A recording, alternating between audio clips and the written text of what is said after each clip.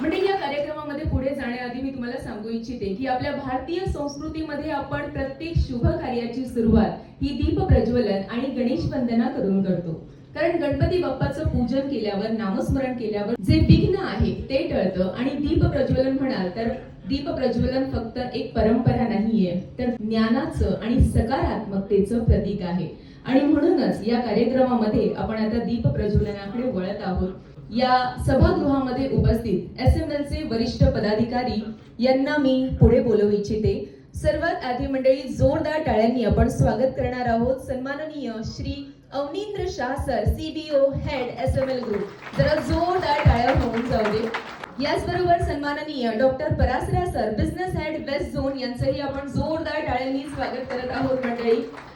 Shri Vijay Pal Singh head CP portfolio यांचंही आपण जोरदार टाळ्यांनी स्वागत करणार आहोत. Shri Anjani Manbaj head CN portfolio यांनाही मी विनंती करते, कृपया आपणही दीप प्रज्वलन करण्यासाठी पुढे यायचं आहे.